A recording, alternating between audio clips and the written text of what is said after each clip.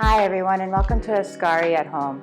My name is Hannah. I'm the Executive Pastry Chef at Ascari Hospitality Group. I want to thank you all for allowing me in your home for this demo kit. And let's take a look at our sugar cookie truffle demo kit. First of all, I want to go through all the ingredients. You should have 7 ingredients. We have our butter, which should be room temp. So if you can press on it, and it's slightly malleable, you know it's the right temperature. Then we have our sugar, and we have vanilla extract, and some all-purpose flour. And then this is for the decoration part. We have couverture white chocolate, some really pretty white chocolate little curls, and some vintage gold sprinkles.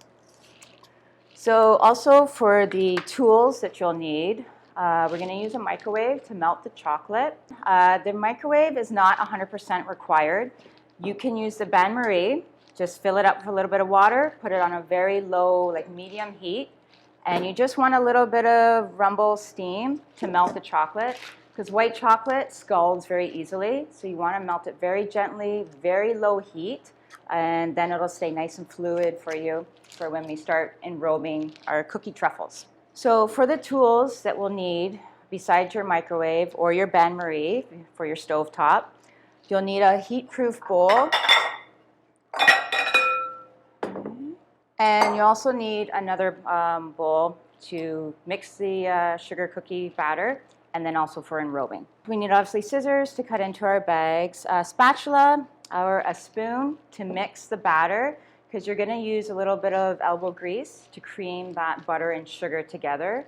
Another option, if you'd like, you can use a stand-up mixer or a handheld mixer. Okay. One of these is also very usable if you don't want to use your elbow grease. Okay.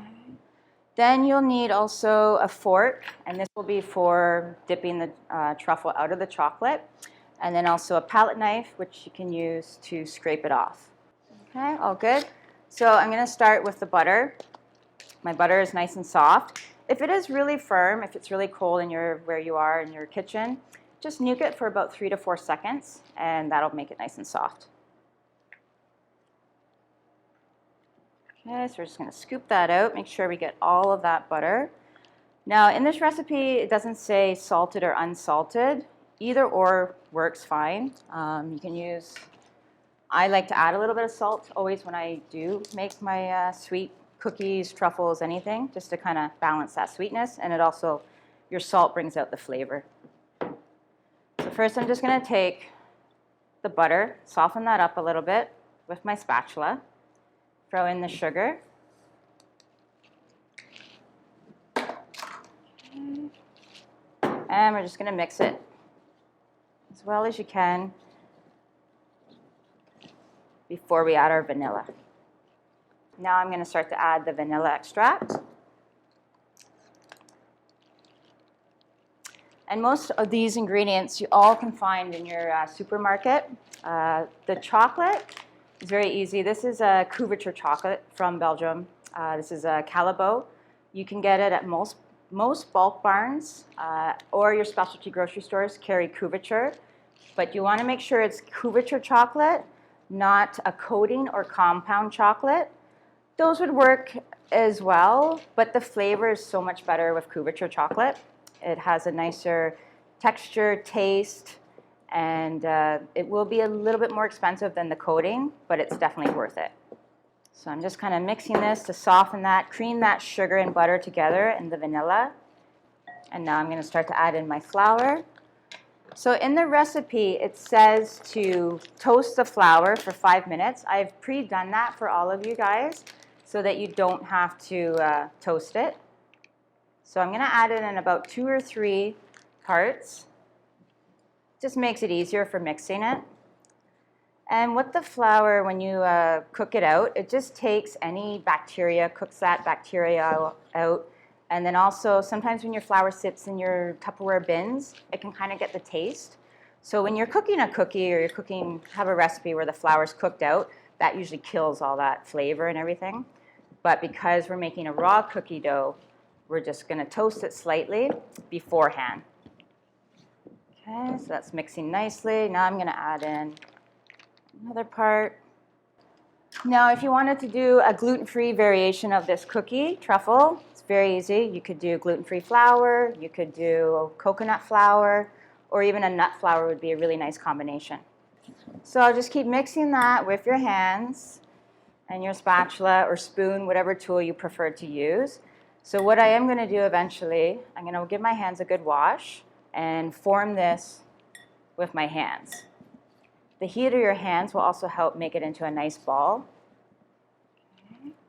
I know in our nice little recipe card, which you guys can keep to reuse and keep in your repertoire of recipes, it says it has to use gloves. That's not really necessary. It's just extra waste.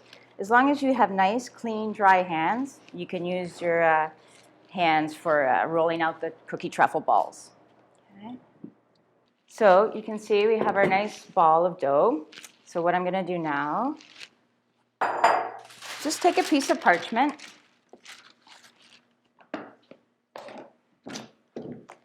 and I'm going to roll it out into a log. And this will help for the portioning of the 12 balls. You could just take a piece, roll them all out now, but I like to have mine kind of uniform, the same size. But to each your own. If you want to keep them all different shapes and sizes, they'll look nice as well. And this is a great recipe because to me it's a very elegant, very nice, pretty little mignardi truffle, something you can bring for a dinner party or just have at home. And it's very, to me, a very professional, high quality product, but you still can develop it all at home, which is nice. So now we're going to divide it into 4s and then into 3. And that'll give us our 12 portions of cookie truffles. I cut it in half. I just used my little metal spatula knife, palette knife here. Cut it in half and then in half again, so you almost have 4. You have 4 little sets. And then I cut it into 3. So each one of those 4s I cut into 3, and that'll give us our 12 portions. And I'm just going to roll each one. So I'm keeping one hand straight and rolling with the other hand. And then that will be your size of the truffle ball. You could also, if you want to make them bigger or smaller, that's up to you. To me, this is a nice little portion. It's about a two bites or 1 nice bite. If you see some of your truffle balls are bigger or smaller, you can just take a little bit away and then add to it or take away to make it the right size you like. Also, there's another variation. You could do a vegan variation with this truffle by using a nut butter or your Earth Balance. The plant-based butters work very well. And then for the chocolate, you could just substitute it with dark chocolate, which has no milk solids in it. So right after I get all the rest of these rolled, I'm going to throw it in the fridge so they firm up and get nice and cool so that when our chocolate is ready, they'll keep their shape when we dip them. But if you had space in the freezer, you could also throw these in the freezer. So now we're going to start to do the melting of the chocolate. So as we've said before, if you don't have a microwave, that's fine. Use your bain-marie, which would be over your stovetop. So you would to recap, you'd fill your water just about here because you want a gap of space between the pot of chocolate and water, or the bowl of chocolate. Okay. And very, very low heat. And it should be melted roughly about 2 minutes. Won't take long. So here I have my heat-proof bowl. I'm just going to cut into our couverture chocolate. So with couverture chocolate, it's a little bit more of a higher quality product. And usually when you do melt chocolate and you want it to set firmly when you're enrobing anything, you usually would temper the chocolate. So tempering is when you bring your chocolate up to about 110 degrees Fahrenheit, then drop it down to 80 degrees, and then back up to 90 degrees, and that is your working temperature. The reason for that is couverture chocolate has a lot of cocoa butter, and the cocoa butter needs to be dispersed evenly and heated at these certain temperatures to give it that nice crisp, hard shine that a tempered chocolate will have. If it's not tempered, it'll have some bloomage, which will be white streaking. So I'm going to start with 20 seconds intervals.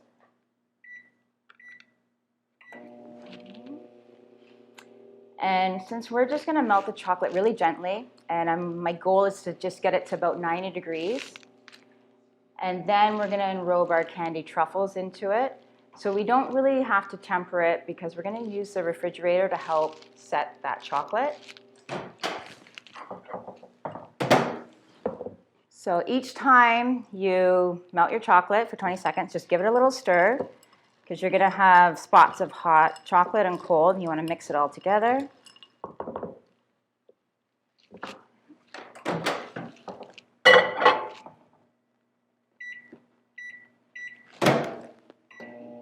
Because if I threw this in right now for about a minute, I'd come back and I would have black little brown bits of chocolate in there because the white chocolate has such a high ratio of sugar that it burns very easily.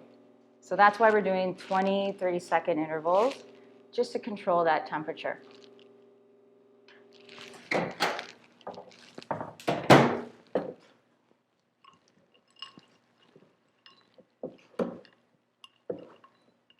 And also, because I'm using a heat-proof bowl, this bowl is going to hold the heat very easily.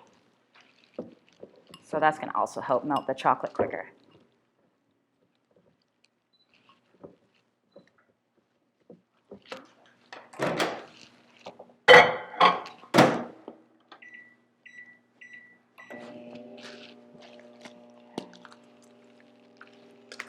So with the vintage sprinkles, these you can also find, most bulk barns carry sprinkles. They're also called dragées, and you can find them in different sizes. Preferably for this application, you want them to be very small. The larger ones can be a little bit hard on the teeth, but these ones are nice and soft. And then also, if you can't find them at your grocery stores or baking specialty stores, so yeah, I'm going to give that about another 10 seconds. I still have a couple lumps of chocolate in there that aren't melted.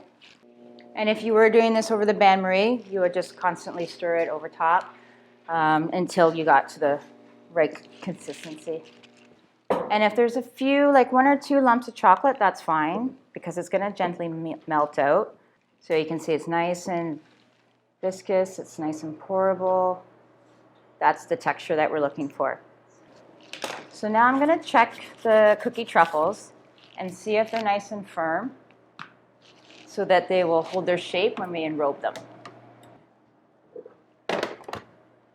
So I like the truffles are nice and set, nice and firm. If they're super soft, just give it some more time. It's better not to rush it because you don't want them falling apart in your hot chocolate. You want them to keep their nice uniform shape. So I'm going to take all my truffles to one side of the tray. I'm going to put my chocolate in the middle. I'm right-handed, so I'm working left to right. If you're left-handed, you do the opposite, and it's just better than working over your finished product. So now that the chocolate is really nice, I'm going to grab my dipping fork, and I'm going to grab my chocolate curls, keep them on the front here. So this is a great recipe to do with kids, your partner, friends. Somebody can enrobing while the other person is decorating. So I want to swirl that cookie truffle in the chocolate. Then I'm going to tap the excess chocolate off, do a couple scrapes, and then if it should fall off nicely. If not, you can use your other fork or your palette knife, butter knife, whatever you have at home to scrape it off. So there's a little bit of cookie showing out of my truffle, popping out of the chocolate. I'm just going to just kind of seal that up and make sure that the whole cookie truffle is enrobed so you don't see any of it coming out. So now before it sets, I want to add our garnishes, which are our white chocolate. So I'm going to put these on first because they're a little bit bigger. And you can put a little, you can put a lot. It's up to you. Here's your creative flair. And then now I'm going to add in my sprinkles. But this is a great job for someone else to be helping to do, and you can tag team it out together.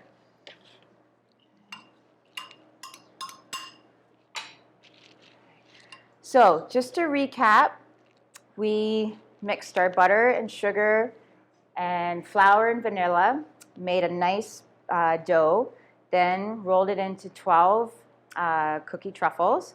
I put those in the fridge, I think less than 5 minutes, but if you're doing this at home and you want to take your time, 5 minutes to 10 minutes is more than enough time, until they're basically nice and firm. You don't want to be able to like squish them.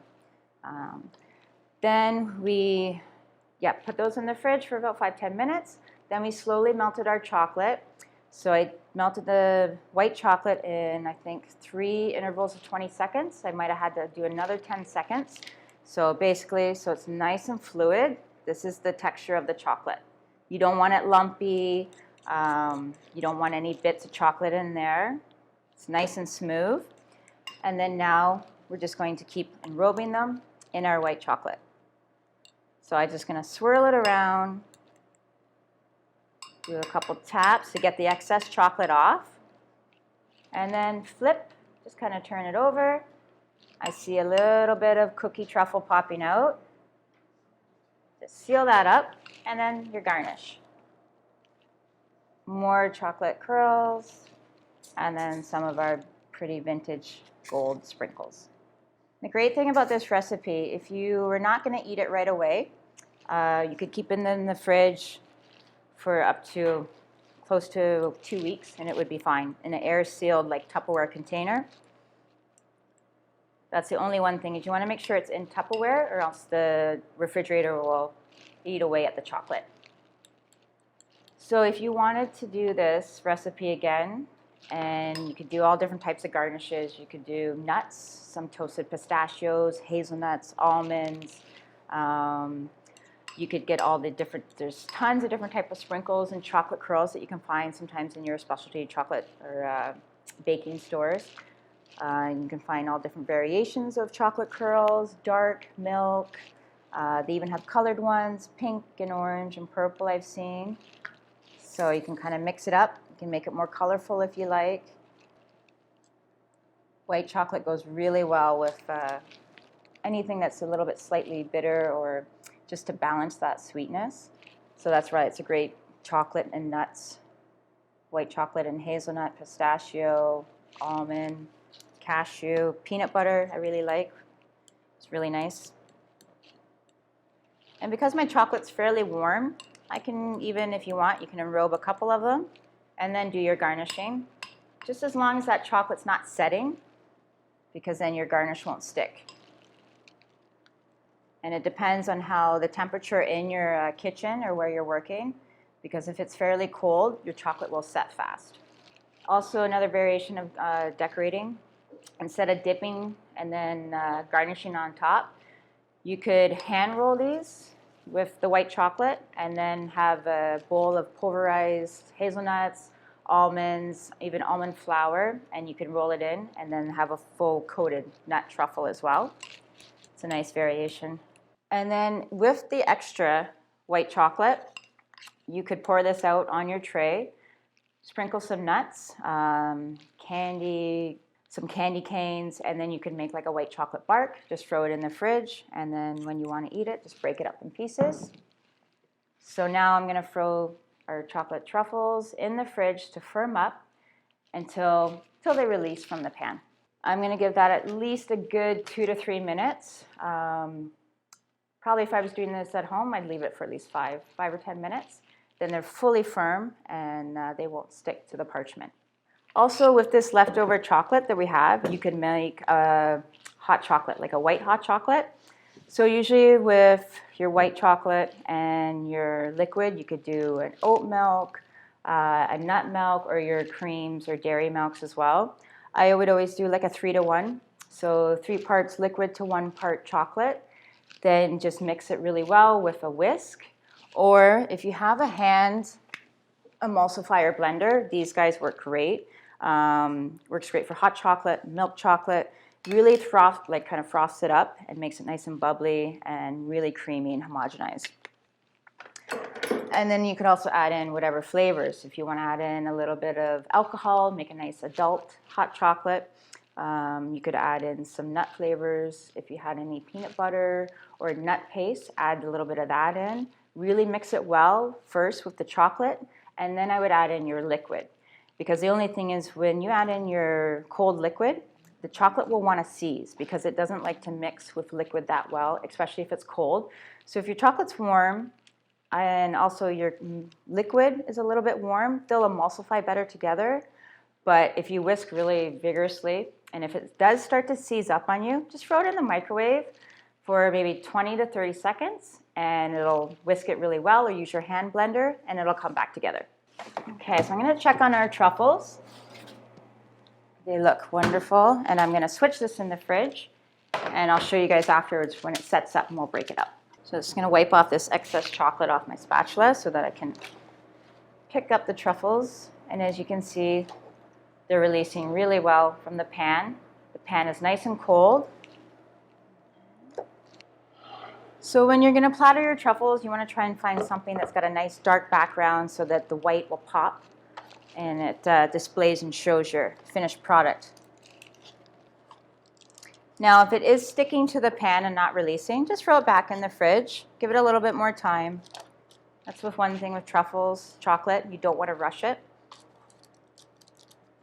If you have an excess amount of chocolate at the bottom, which we call feet in the industry, you can just take a sharp knife or the edge of your palette knife and just cut that off. And it just cleans up the bottom a little bit. So this is a great day, like if you're having a snow day like we had a couple days ago. It's a great recipe to make with your kids or your roommate, your partner. And that's our finished product.